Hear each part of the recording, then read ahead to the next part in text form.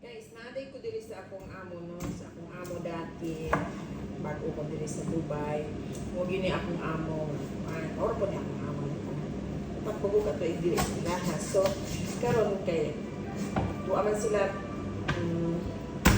tuaman sila China for 21 days. Ako nabilin diri tungod kay 9 iro. So, ang iro, ako po nang alaga dati. So, tigulang mo nang yun yung iro. 9 years old na ni siya karong September.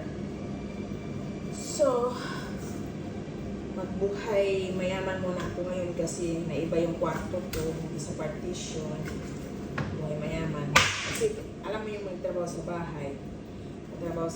So, ang mga katulong, malaki yung room nila. Hindi katulad ng trabaho sa labas na kakarampot lang din ang sahod tapos partition lang din nakatira katulad ko. Ano? So, naninirahan lang din ako sa maliit na kwarto na 1 metro lang, 1 meter lang yung lapad niya. So, ngayon, magluluto ako ng adobo dahil iwan sila ng manok dito tapos hindi man nilagay sa freezer. Kailangan ko itong lutuin bago ko masira. Tapos, magluluto ako ng adobo. Ay, adobo tayo, no? Adobo, buto-buto kasi bala ko sanang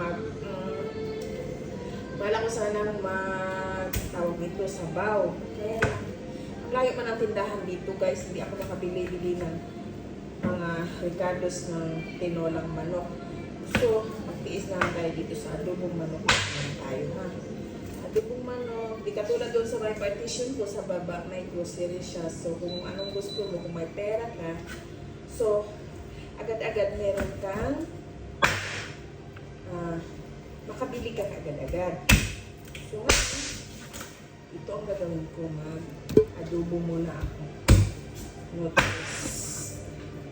Choose ko, gusto mo dito kong sabaw, kung wala man layo ang grocery, wala man tayo mga ricados para sa tinulang manok. So, tubuho na ito na yung buto-buto ng manok. Pero alam mo yun, ang gusto ko sa manok is yung mga buto-buto. Tapos gusto ko sa manok din, sa pagluto, sa mga buto-buto is adobong manok or tinulang manok. Yun. Ayoko yung mga